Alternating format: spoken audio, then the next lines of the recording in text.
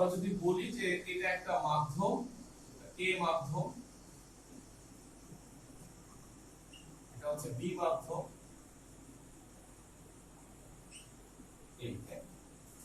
এই আলোক রশ্মি আসলো, এই বাঁকা হয়ে গেল। কথা পাইলো প্রশ্ন 9 10 যদি এটাকে আমরা বলি হালকা মাধ্যম, এটাকে বলি ঘন মাধ্যম, তো এটা ছিল আমাদের আপাতন কোণ, এর নাম ছিল প্রতিসরণ কোণ আই এবং আর। তোমাদের মনে আছে যে ছবির মধ্যে এই পয়েন্টটা ও, এটাকে বলা হয় আপাতন বিন্দু। তারপরে এ ও, এটা হচ্ছে আপতিত রশ্মি, আর ও বি এটা হচ্ছে প্রতিসরিত রশ্মি। কেমন? তাহলে আপতিত রশ্মি, প্রতিসরিত রশ্মি, এর নাম আপতন বিন্দু, এটার নাম আপাতন কোণ। সবসময় মনে রাখবা এটার নাম ছিল অভিলম্ব, রাইট? সো এই যে আপতন কোণটা, এটা খুব ভালো খেয়াল রাখবা যে কার সাথে কার। আপতন কোণটা হচ্ছে আপতিত রশ্মির সাথে অভিলম্বের মাঝখানের কোণ। সেম ভাবে প্রতিসরিত রশ্মির সাথে অভিলম্বের মাঝখানের কোণটা হচ্ছে ছোট হাতের আর, প্রতিসরিত রশ্মি। তোমাদেরকে পড়ানো হয়েছিল 9 10 এ যে প্রতিসরণের সূত্র হচ্ছে দুইটা। প্রতিসরণের সূত্র হচ্ছে দুইটা। এক নম্বর সূত্র কি ছিল? যে আপতিত রশ্মি, আপতিত রশ্মি, অভিলম্ব এবং প্রতিসরিত রশ্মি এটা একই সমতলে থাকবে। আপতিত রশ্মি, অভিলম্ব এবং প্রতিসরিত রশ্মি ওরা একই তলের উপর থাকতে হবে।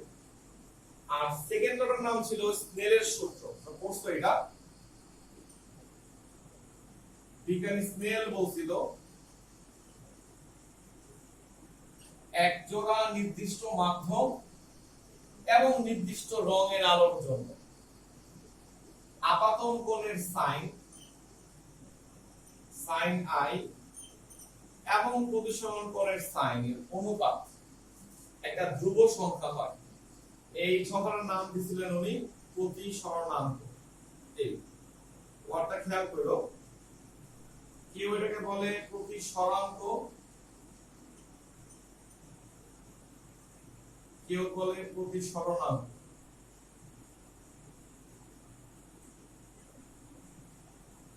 তোমরা 9 10 এটাকে ইটা দিয়ে প্রকাশ করতা, ইটা প্রকাশ করব এখন এটাকে মিউ দ্বারা। কেমন? সো ডিসটেন্স সময় খেয়াল রাখো আমি কি বলতে যাচ্ছি। কেমন?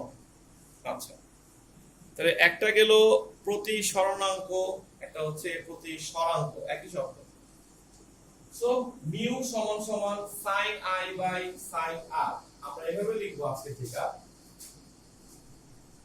a মিউ b এই ছবির সাপেক্ষে। অর্থাৎ সবাই ক্লিয়ার থাকবা, a মিউ b এর মানে হচ্ছে আলোটা a থেকে আসতেছে আর b মানে b তে ঢুকতেছে। সো আলোক রশ্মি আসতেছে a থেকে, ঢুকবে b তে, তার নাম হচ্ছে a মিউ b। কেমন? সো আমরা নোট করে ফেলবো a মিউ b মানে sin i by sin r। এবং আমরা নোট করব, সবাই দেখো নিচে, আলোক রশ্মি হালকা মাধ্যম থেকে ঘন মাধ্যমে প্রবেশ করলে অভিলম্বের দিকে সরে আসে। আলোক রশ্মি হালকা মাধ্যম থেকে ঘন মাধ্যমে প্রবেশ করলে অভিলম্বের দিকে সরে আসে।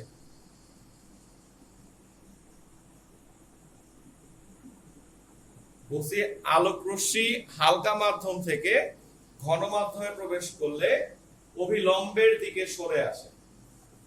ঠিক নিচে আরেকটা স্টার দিয়ে উল্টা শব্দ লেখো, আলোক রশ্মি ঘন মাধ্যম থেকে হালকা মাধ্যমে গেলে, ঘন মাধ্যম থেকে হালকা মাধ্যমে গেলে অভিলম্ব থেকে সরে যায়।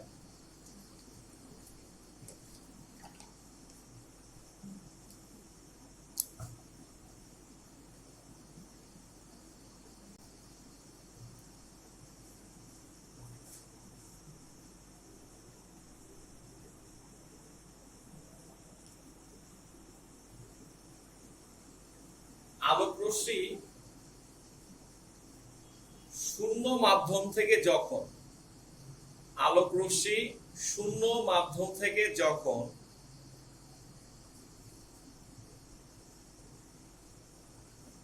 অন্য কোনো মাধ্যমে তির্যকভাবে প্রবেশ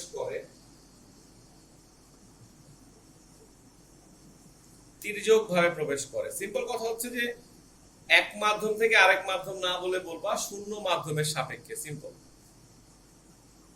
তখন আপাতন কোণের সাইন ও প্রতিসরণ কোণের সাইনের অনুপাত যে ধ্রুব সংখ্যা হয় তাকে পরম প্রতিসরণাঙ্ক বলে। আপাতন কোণের সাইন এবং প্রতিসরণ কোণের সাইন অবশ্যই নির্দিষ্ট কালারের জন্য, হ্যাঁ। অর্থাৎ যখন আমরা এরকম কিছু লিখবো যে মিউ এ, তখন তুমি বুঝে নিবা এখানে যেহেতু কিছু লেখা নাই, এটা হচ্ছে শূন্য মাধ্যম। শূন্য মাধ্যম মানে কিন্তু বায়ু মাধ্যম, এই ওয়ার্ডটা খেয়াল রেখে বলবে। এটাও লিখে রাখো স্টার দিয়ে, মনে থাকবে না, বক্স করে লিখে রাখো। শূন্য মাধ্যম আর বায়ু মাধ্যম এক জিনিস।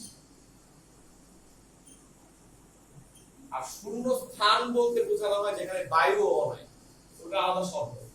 এখানে একটা জিনিস মনে রাখো যে শূন্য মাধ্যম বা বায়ু মাধ্যম বলতে আমরা এক জিনিসকেই বুঝাই, আরেকটা মাধ্যমের নাম হচ্ছে বায়ু মাধ্যম, এটা খেয়াল রাখো। সরি, শূন্য স্থান যেখানে কিছুই নাই, ওটা নিয়ে আমরা আলোচনা করতেছি এখানে। যাই হোক, সো যখন তুমি দেখবা শুধু একটা অক্ষর লেখা আছে তখন বুঝবা এই পাশে বাতাস ছিল, কেমন? সো তখন লিখতে পারি যে এটাকে বলতে পারি sin i by sin r, একই জিনিস। এই আবার এটা লেখা মানে এটা নাও লিখতে পারি, শুধু কি লিখতে পারি, কোনো সমস্যা নাই। তখন বুঝে নিবা যে একটা হচ্ছে বায়ু মাধ্যম আর একটা হচ্ছে অন্য কোনো মাধ্যম, শেষ। আচ্ছা, এখানে একটা জিনিস খুব ভালো করে খেয়াল রাখো।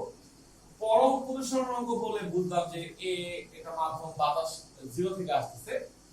দেখো এ মিউ বি লিখলাম আমরা একটু আগে ভাবে, 1 নাম্বার আর 2 নাম্বার প্রমাণে লিখছিলাম। সো এখানে কিন্তু একটা জিনিস খুব ভালো খেয়াল রাখার বিষয়, কত এটা ম্যাথ লাগে পরীক্ষায়। এটা ছিল এ মাধ্যম, এটা ছিল বি মাধ্যম, এটা হচ্ছে আই, এটা হচ্ছে আর। যখন আমি এ মিউ বি লিখতেছি, আমি কিন্তু লিখতেছি উপরে আই নিচে আর। খেয়াল করছো যেই মাধ্যমটা আমি আগে লিখতেছি তার কোণ কিন্তু উপরে থাকতেছে। তো পরীক্ষায় জিনিসটা মিলায়া লিখবো, হ্যাঁ, এটা লিখে রাখতে পারো। আর এটা মুছে ফেলি, যাই হোক, এই হচ্ছে পরম প্রতিসরণাঙ্কের ব্যাখ্যা। 4 নম্বর পয়েন্ট দেখো, আলোর বেগের সাথে প্রতিসরণাঙ্কের সম্পর্ক। নেক্সট কোশ্চেন, আলোর বেগের সাথে প্রতিসরণাঙ্কের সম্পর্ক তখন কিভাবে লিখবা? আমরা যদি সেম ছবিটা আঁকি,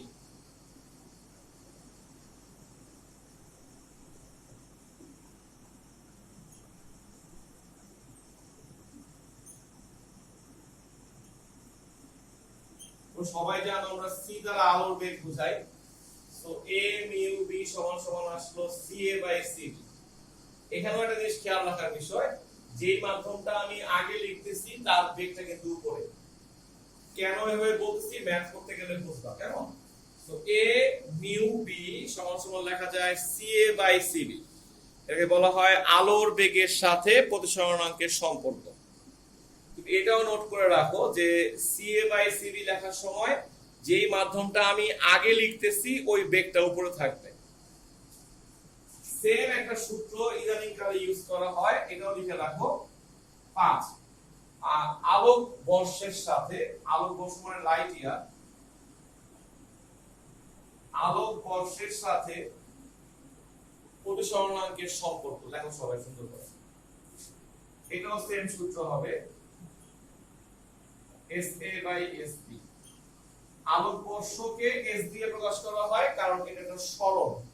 তুমি নোট করে রাখো, আলো 1 বছরে যেই দূরত্ব অতিক্রম করে, আলো 1 বছরে যেই দূরত্ব অতিক্রম করে,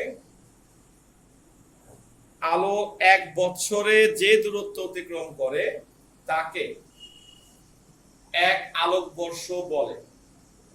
আলো 1 বছরে যে দূরত্ব অতিক্রম করে তাকে 1 আলোকবর্ষ বলে। সেক্ষেত্রে আমরা যেভাবে লিখে রাখি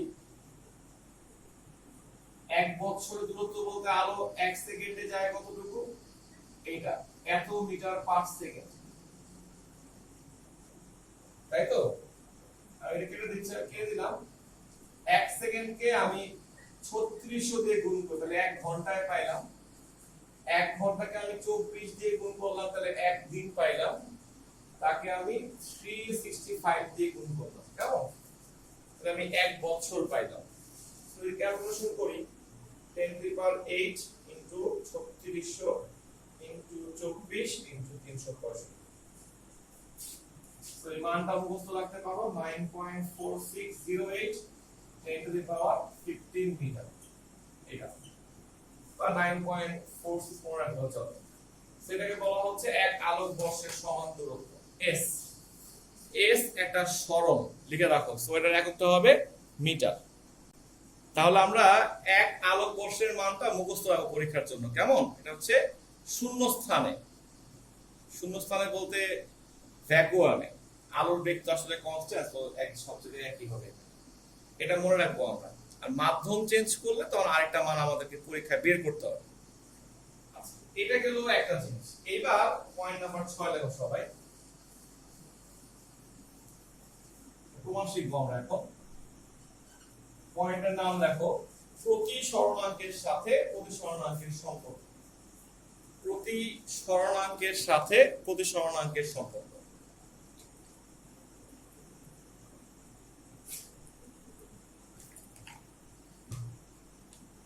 সেক্ষেত্রে একটা ছবি আঁকো সবাই। এই এই এই ধরো এই বোর্ডটা ছিল পুরাটা বাতাস মাধ্যম, তার মানে এটা এ ছিল। আমি মাঝখানে আরেকটা মাধ্যম রাখলাম, ধরো পানি রাখলাম, তাহলে বি মাধ্যম। এখানে একটা গ্লাস রাখলাম, সি মাধ্যম। আর এটা তো আমার বাতাস ছিল, তাই না? তো আমি পুরো বাতাসটার মাঝখানে দুটো ভিন্ন ভিন্ন মাধ্যম স্থাপন করছি। তাহলে এখানে দাগ দিয়ে একটা, এভাবে একটা রশ্মি আসলো, নাম আমরা আই দিই। হালকা থেকে ঘন মাধ্যমে গেলে অভিলম্বের দিকে চেপে আসবে, রাইট? তো এই কোণটা বড় হবে, এটা ছোট হবে, এটাকে আমরা আর1 দিই। এখানে আবার অভিলম্ব ধরলাম, যেহেতু পানি থেকে কাজটা আরো বেশি ঘন, এটা আরো চেপে আসবে, কেমন? এটা যদি আর1 হয় একান্ত হিসাবে এটাও কিন্তু আর1, খেয়াল নেই। সেটা হচ্ছে আর2, দেন আবার বাতাস, তাহলে ও বের হয়ে গেল, এটা হচ্ছে আর2। খেয়াল করার বিষয়টা হচ্ছে এটা যদি আই কোণ হয় এটাকে আমরা আই কোণ ধরতেছি। বেসিকটা কি, একই মাধ্যমে তো প্রতিসরণ হয় না। বাতাস মাধ্যমে একটা আলোক রশ্মি যে কোণ তৈরি করবে, তো এটা যেহেতু বাতাস, এটাও তো বাতাস, একই কোণ তৈরি করবে। এই যুক্তিতে এটা আই হওয়াতে এটা আই হয়েছে, কেমন? আর আশা করি সবাই বুঝছো যে এটা হচ্ছে একান্ত কোণ হিসাবে আর2 হয়েছে। এই ছবিটা শুধু খাতায় এঁকে ফেলা ছবিটা, আমরা প্রমাণটা করবো এখান থেকে সবাই।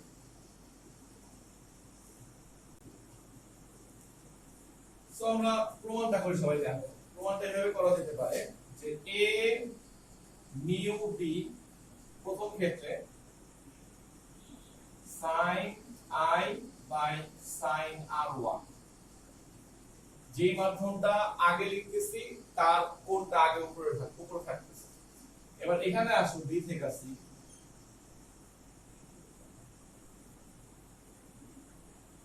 sin r1 by sin r2, same ভাবে লিখতেছি c mu a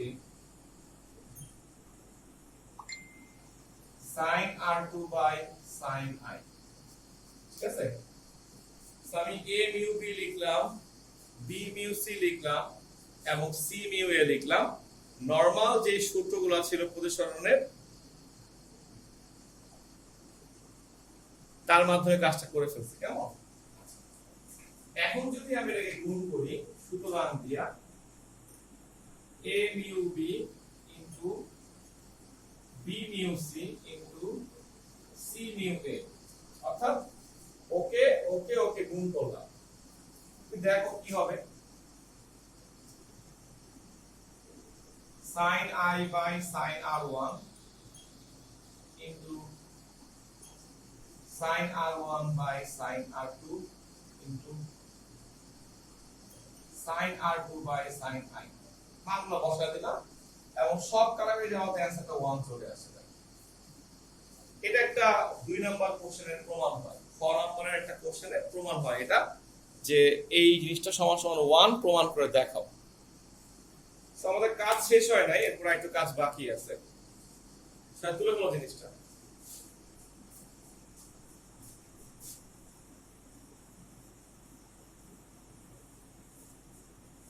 আমি এরপর যেটা করতে পারি সুতরাং দিয়া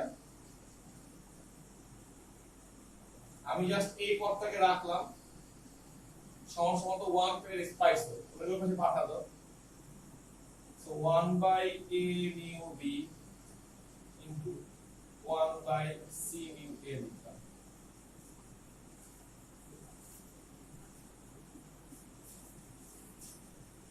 ঠিক আছে, শেষ করো লেখা সবাই। তোমরা আরেকটা বেসিক সূত্র জানো কিনা নোট করতে পারো, সেটা যে বাতাসের সাপেক্ষে যদি পানির প্রতিসরণাঙ্ক হয় এইটা, তাহলে পানির সাপেক্ষে বাতাস হবে কিন্তু এইটা। জানো কিনা এটা? অর্থাৎ a এর সাপেক্ষে b যদি হয় এইটা, তাহলে b এর সাপেক্ষে a হবে জাস্ট উল্টাটা 1 বাই করে। সেই যুক্তিতে দেখো আমি একটা কাজ করতে পারি, এটাকে আমি এরকমই রাখলাম, এটা তো 1 বাই c মিউ এ, এটাকে লেখা যায় a মিউ c। এটাকে আমি চেঞ্জ করতে সবাই খেয়াল করো এটাকে। সো ফাইনালি যেটা যে সূত্র আমাদের সবচেয়ে বেশি যন্ত্রণা দিবে এটা আমরা আবিষ্কার করে ফেললাম, এটা হচ্ছে এইটা।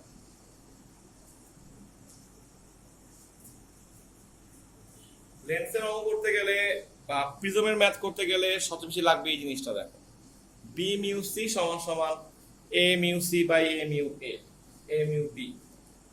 কি আবিষ্কার করলাম বুঝাচ্ছি, এই জিনিসটা বুঝতে নেই।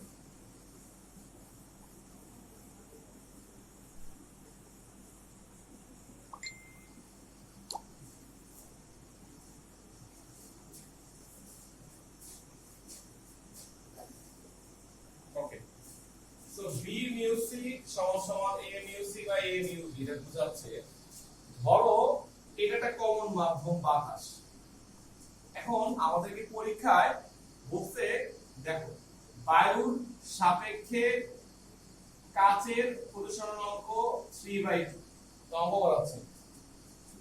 বায়ুর সাপেক্ষে কাচের প্রতিসরণাঙ্ক 3/2, বায়ুর সাপেক্ষে পানির প্রতিসরণাঙ্ক 4/3। দেখছো পানি একটা মাধ্যম, গ্লাস আরেকটা মাধ্যম, দুইটা মাধ্যমের প্রতিসরণাঙ্ক দেওয়া আছে বায়ুর সাপেক্ষে। কোশ্চেন করতেছে গ্লাসের সাপেক্ষে পানির প্রতিসরণাঙ্ক কত, তখনই আমাদের এই সূত্রটা লাগবে। এবং খেয়াল করো তোমাকে যে সূত্রগুলো আমি এতক্ষণ পড়াইতেছিলাম, বলছিলাম CA বাই CB, এটাই জরুরি কথা। সবাই এটা ম্যাথ করতে গেলে খুব ভালো পরিমাণে আটকাবে।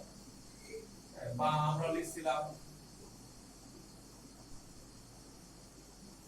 sin I by sin R। হ্যাঁ, সো একটু খেয়াল করো, আমরা কিন্তু বলছিলাম যে এইভাবে সাজাইলে যেটা আগে সেটা উপরে যায়, যেটা আগে সেটা উপরে যায়। দেখছো এই একমাত্র সূত্র দেখো যার নিচে লিখে রাখবা যে পরে সে উপরে। দেখো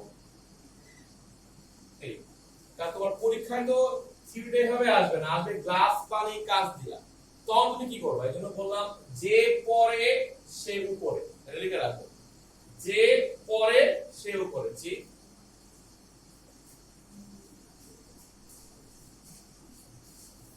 হ্যাঁ, লিখতে পারবো না তা বলি নাই। আচ্ছা শুনো, এখন আমরা এইভাবে অঙ্কটা করতে পারি, যেহেতু বায়ুর সাপেক্ষে গ্লাস, বায়ুর সাপেক্ষে পানি, ওরা বলতেছে কাচের সাপেক্ষে পানি, তাহলে কে পরে আসছে।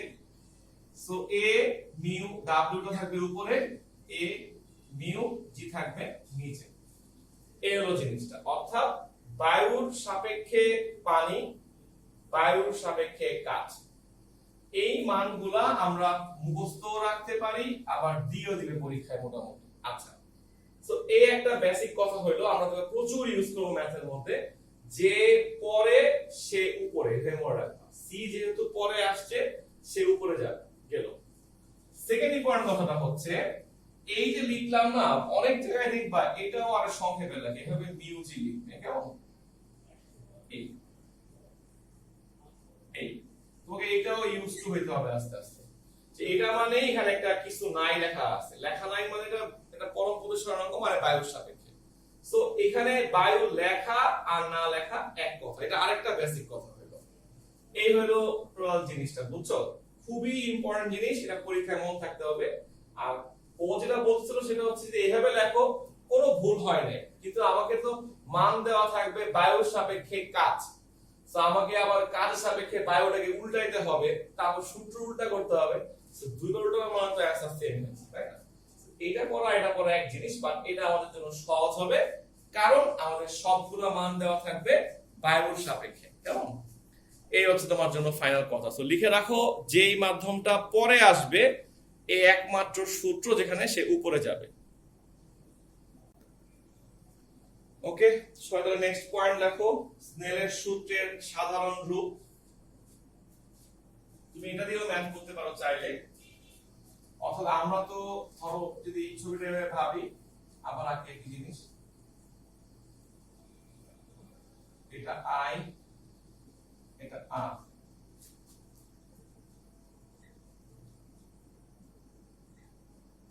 সাইন আই বাই সাইন আর, এটা এক নম্বর সমীকরণ। আবার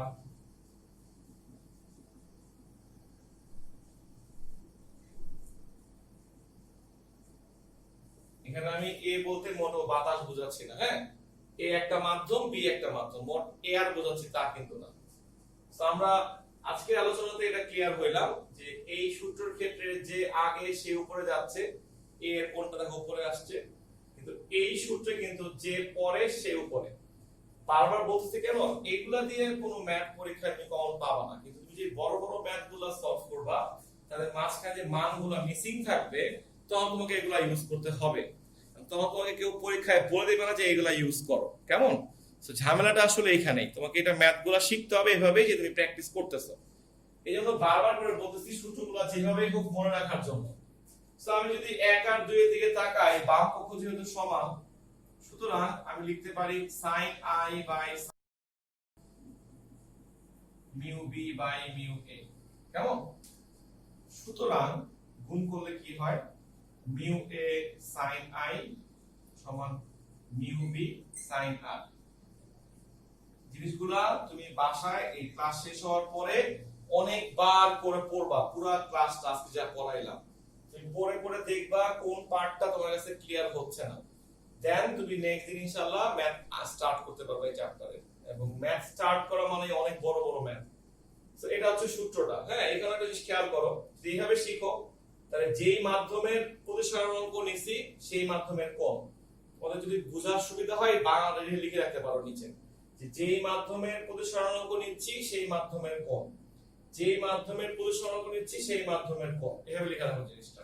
কারণ সবসময় তো পরীক্ষায় এ বি দিয়ে আসবে না, অন্য কিছু দিয়ে আসবে, তখন বুদ্ধি করে এভাবে মনে রাখবা। যেমন আমি বুদ্ধি শিখাইলাম, যে পরে সে উপরে এক জায়গায়, আবার যে আগে সে উপরে এক জায়গায় শিখাইলাম, আর এখানে শিখাইলাম কি, যেই মাধ্যমটা লিখতেছো তার কোনটা ওই পাশে গুণ আকারে থাকবে। আচ্ছা, তাহলে নেক্সট টপিকটার নাম হচ্ছে বস্তুর প্রকৃত গভীরতা ও বস্তুর আপাত গভীরতা।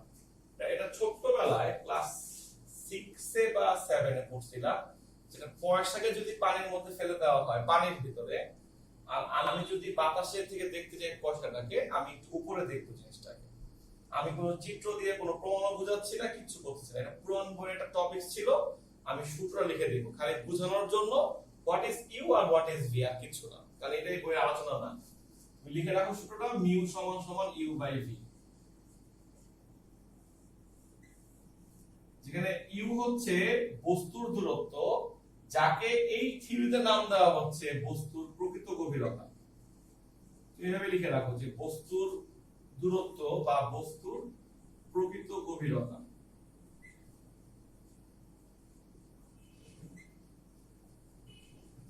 আছে, পাশে এটাও লিখে রাখো যে বস্তুর দূরত্ব, তাই না, বুঝতে সুবিধা হবে।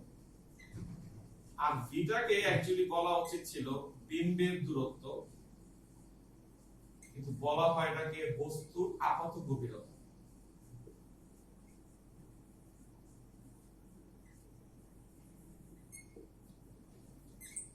সব কথায় প্রকৃত মানে বস্তুটা কোথায় ছিল, অ্যাকচুয়ালি কোথায় আছে, আর আপাত মানে কোথায় আমরা দেখতেছি, এইটা হচ্ছে ডিফারেন্সটা। কেমন, এটা হচ্ছে ইউ, একটা হচ্ছে ভি।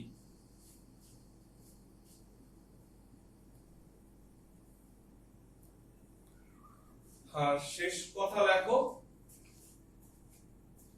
সাথে লিখে ফেলো। কোন কোন জায়গায় বলবে আপাত সরণ বের করতে, ডি সমান সমান হচ্ছে you minus V.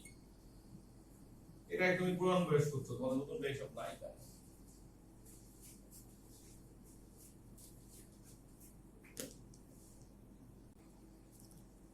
So next টপিকটার নাম হচ্ছে পূর্ণ অভ্যন্তরীণ প্রতিফলন এবং সংকট কোণ। তো 19 এটা পড়ে আসছে আমি জানি, তাও আমি একবার মনে করা দিচ্ছি। মনে করে দেখো, এই দুইটার শর্তই ছিল যে আলোক রশ্মিটাকে ঘন মাধ্যম থেকে হালকা মাধ্যমে আসতে হবে, অর্থাৎ পানি থেকে বাতাসে আসতে হবে, কাঁচ থেকে পানিতে আসতে হবে।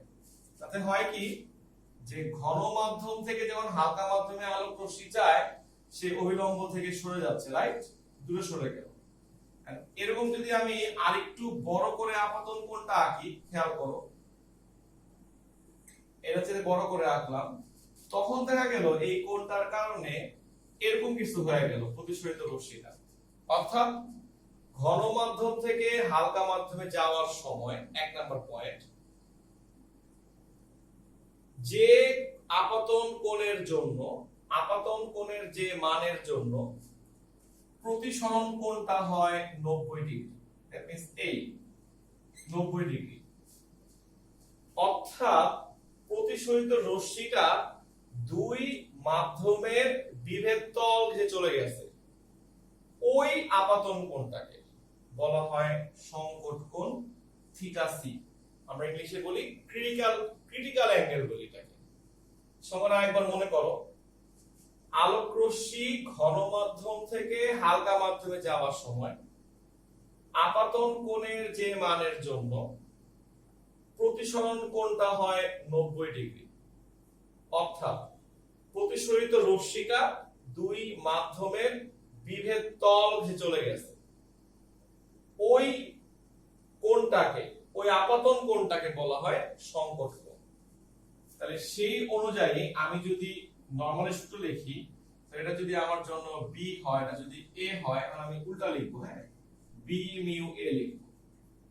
তো যে মাধ্যমটা আগে লিখছি তার কোণটা আমি আই দিয়ে লিখি, যাও, আই বাই সাইন আর। যখন আমি লিখে ফেলবো যে প্রতিসরণ কোণটা হচ্ছে 90 ডিগ্রি, তখন এটা হয়ে গেল সাইন থিটা সি। খেয়াল করো, কিন্তু আমি কিন্তু প্রমাণ করার সময় ঘন মাধ্যমটাই আগে লিখছি, রাইট? তাহলে কিন্তু সূত্র দাঁড়াচ্ছে এরকম, বি মিউ এ সমান সমান সাইন থিটা সি। খেয়াল করো, যদি এভাবে শিখো কেউ, আর সাধারণত বইগুলো করে গেলে উল্টা আসে, লেখে 1 বাই a মিউ b সমান সমান sin থিটা c। সূত্র হচ্ছে এটা। সো যদি বইটাকেই ফলো করতে চাই আমরা, ম্যাথগুলো তো আমরা বই থেকেই করব। সো কথাটা একটু ক্লিয়ার হয়ে নাও সবাই, হ্যাঁ, আমি বলি। এই যে আমি সূত্র লিখলাম সংকট কোণের, a মিউ b সমান সমান 1 বাই a মিউ b সমান সমান sin থিটা c। এখানে তুমি অবশ্যই পুরো জিনিসটা লেখার পরে দুটো জিনিস নোট করবা এবং এটাকে বক্স করে আটকে রাখবা, তোমার চোখে পড়ে। এক নাম্বার, সংকট কোণটা সবসময় হবে ঘন মাধ্যমের সাপেক্ষে হালকা মাধ্যমের। সংকট কোণটা সবসময় হবে ঘন মাধ্যমের সাপেক্ষে হালকা মাধ্যমের। কথাটা আবার রিপিট করতেছি, সংকট কোণটা সবসময় হবে ঘন মাধ্যমের সাপেক্ষে হালকা মাধ্যমের। Point number 1। কিন্তু যদি সূত্র এটাই লেখো যেটা আমি নিচে লিখছি লাস্টে, তাহলে আরেকটা জিনিস লিখে রাখো, কিন্তু প্রতিসরণ অঙ্কটা হবে হালকা মাধ্যমের সাপেক্ষে ঘন মাধ্যমের। প্রতিসরণ অঙ্কটা হবে হালকা মাধ্যমের সাপেক্ষে ঘন মাধ্যমের। তুমি এক কাজ করো, পুরো জিনিসটা লেখো, এরপর আমি আলোচনা করতেছি। জিনিসটা লেখা শেষ করো। আচ্ছা, তুমি একটু খেয়াল করো কথাটা, আমি কেন বারবার করে বলছি জিনিসটা খেয়াল করো। সেটা হচ্ছে এই যে এই পার্টটা তুমি লিখতেছো না, সবসময় খেয়াল রাখবা যে সংকট কোণটা ঠিক আছে ঘন মাধ্যমের সাপেক্ষে হালকা মাধ্যমের হয়, অর্থাৎ তৈরি হয় ঘন মাধ্যমে। কিন্তু যখন আমরা প্রতিসরণ অঙ্কটা নেব তখন সবসময় নেব হালকা সাপেক্ষে ঘন। সূত্র বানানোই হয়েছে এইভাবে, ওরা কিন্তু এটাকে সূত্র বলতেছে না, বলতেছে এটাকে। তার পেছনে কারণটা হচ্ছে তুমি দেখবা এই অধ্যায় পড়ার সময় সব সময় না সূত্রগুলোকে এভাবে মেইনটেইন করা হয়, যে প্রথমে হালকা মাধ্যম লেখা হয়, পরে ঘন মাধ্যম লেখা হয়। ইভেন তুমি এভাবেও দেখবা সূত্রটা লেখা আছে 1/μ = sin θc, কোনো ক্লিয়ার করে লেখা নাই কার সাপেক্ষে কার। তখন তুমি নোট করে রাখবা এটা হবে হালকা মাধ্যম, এটা হবে ঘন মাধ্যম। সো এই সূত্রটার একটা ইম্পর্টেন্ট জায়গা হচ্ছে আমরা বলবো হালকা মাধ্যমের সাপেক্ষে ঘন মাধ্যমের প্রতিসরণ অঙ্ক। তো এটার সাথে তুমি আরেকটা সংজ্ঞা পড়ে ফেলো, তার নাম হচ্ছে পূর্ণ অভ্যন্তরীণ প্রতিফলন। এই জিনিসটা আমাদের খুবই কাজে লাগবে প্রিজম পড়ার সময়, স্পেশালি যে চ্যাপ্টারের বেসিক 2 ক্লাস ধরে পড়াচ্ছি, চ্যাপ্টারের ভিতর যে কত রকমের অঙ্ক আছে এটা টের পাবে ইনশাআল্লাহ। হ্যাঁ, বাট মজা পেয়ে গেলে অতটা অনেক মজা, অনেক সুন্দর সুন্দর অঙ্ক আছে, তোমার নিজের করতে ভালো লাগবে। তো ব্যাখ্যাটা কি হলো, যদি আমরা সংকট কোণের চাইতেও বড় কোণে কোন রশ্মিকে আপতন করি, সংকট কোণের চাইতে বড় কোণে, অবশ্যই ঘন মাধ্যম থেকে হালকা মাধ্যমে, তখন আলোক রশ্মি প্রতিসরিত না হয়ে প্রতিফলনের সূত্র অনুসারে, আই রিপিট, প্রতিফলনের সূত্র অনুসারে আগের মাধ্যমে ফিরে আসবে। আপতন ঘন মাধ্যম থেকে হালকা মাধ্যমে যদি আপতিত রশ্মিটা হয় সংকট কোণের চাইতে বড় কোণে আপতিত হয়, তাহলে এক নম্বর পয়েন্ট হচ্ছে প্রতিসরণ ঘটবে না। দুই নম্বর পয়েন্ট হচ্ছে প্রতিফলনের সূত্র অনুসারে, অর্থাৎ এই কোণ আর এই কোণ সমান হয়, তোমরা জানো যে আপতিত কোণ আর প্রতিফলন কোণটা সমান হয়, সেই নিয়ম অনুসারে আলোক রশ্মিটা পূর্বের মাধ্যমে ফিরে আসবে। এই ফিরে আসার ঘটনার নাম হচ্ছে আলোর পূর্ণ অভ্যন্তরীণ প্রতিফলন। প্রথমে লেখ, আমি বলি নীতিটা কি বলছে।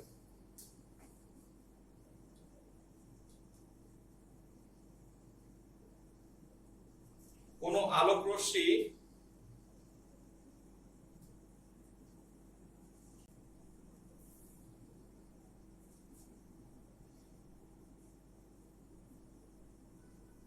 লেখা, নীতিটা লেখা বলি, বলতেছে কোন আলোক রশ্মি যখন প্রতিফলন বা প্রতিসরণের সূত্র মেনে চলে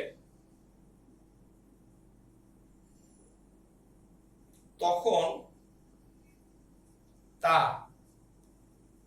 তা সর্বদা ক্ষুদ্রতম পথ অনুসরণ করে, তখন তা সর্বদা ক্ষুদ্রতম পথ অনুসরণ করে।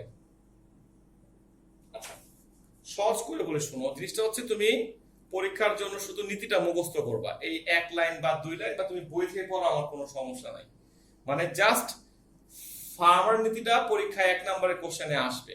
কেন বলতে শোনো, এটা পরে দেখবা এটা এই নীতির সাহায্যে, যেটা যে কারণে বিস্তৃতি বিখ্যাত হয়েছেন, অ্যাকচুয়ালি উনি এই নীতির সাহায্যে 1 নম্বরে প্রমাণ করছিলেন যে আমরা যে ছোটবেলায় পড়ছিলাম না, যে আপতন কোণ এবং প্রতিফলন কোণটা সমান হয়, I = R, এই সূত্রের প্রমাণটা এই নীতির সাহায্যে করা যায়। ভালো করে বুঝো, এই সূত্রের প্রমাণটা এই নীতির সাহায্যে করা যায়, 1 নাম্বার। 2 নাম্বার হচ্ছে আমরা এটার সাহায্যে যে আজকে লিখলাম প্রতিসরণের সূত্র μ = sin I/sin R, এই সূত্রের প্রমাণটাও করা যায়।